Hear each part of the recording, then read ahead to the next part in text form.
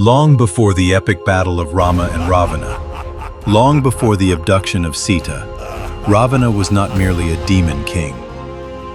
He was a scholar, a sage, a man of immense ambition. His story reminds us that even the greatest knowledge, when tainted by pride, can lead to destruction. Ravana was born to the sage Vishrava and the rakshasi princess Kaikesi. From his father, he inherited the profound wisdom of the Vedas. From his mother, he inherited the formidable power of the rakshasas. This unique union made him extraordinary. Not just strong, but a master of knowledge. Even as a child, his brilliance astonished all. He could defeat the greatest scholars in debates. The Vedas and Puranas were etched in his memory. Yet, his mind was never content with ordinary life. His ambition was clear. He did not desire the rule of one kingdom, but of all three worlds. To fulfill this ambition, Ravana chose the path of severe penance. He stood amidst fire, renounced food and water, lost himself in meditation. To prove the depth of his devotion, he began cutting off his heads, one by one. With each head that fell, a new one grew, a divine boon from the gods. When he was about to cut the 10th head, Lord Shiva himself appeared. Shiva, pleased by his unparalleled devotion, granted him extraordinary boons. The divine knowledge of the Shiva Tandava Stotra, invincible weapons, and the assurance that neither gods nor demons could easily defeat him.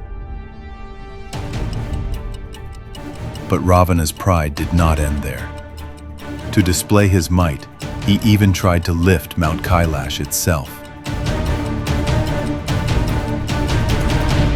With a mere press of his toe, Shiva pinned the mountain down, crushing Ravana beneath it. For 1,000 years he sang hymns of praise, enduring unbearable pain. Finally, Shiva released him, saying, "You are the one whose roar will shake the worlds. Your name shall be Ravana." Empowered by these boons, Ravana transformed Lanka into a golden empire. His city gleamed with palaces of gold. In knowledge, music, medicine, and astrology, it was unmatched. The sound of his veena mesmerized even the gods. Even the deities revered his wisdom.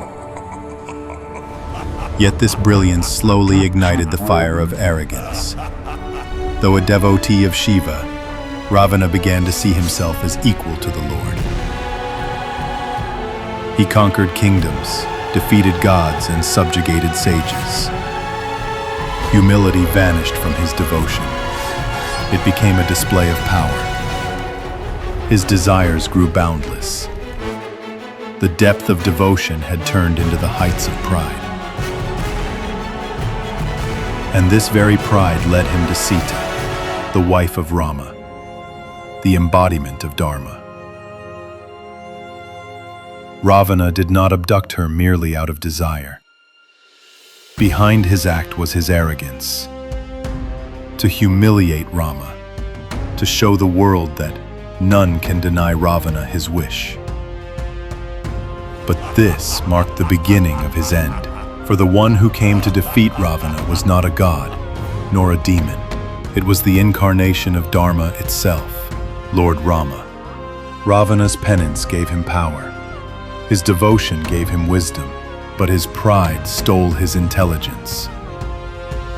The ruler of a golden kingdom, an unmatched devotee of Shiva, a master of the Vedas, yet defeated, not by lack of strength, but by lack of humility. Ravana's tale teaches us, devotion without humility becomes arrogance. Knowledge without surrender becomes destruction. And even the greatest powers cannot prevail against Dharma. So, what do you think? Was Ravana a hero corrupted by pride, or the villain of his own story? Comment below and share your thoughts.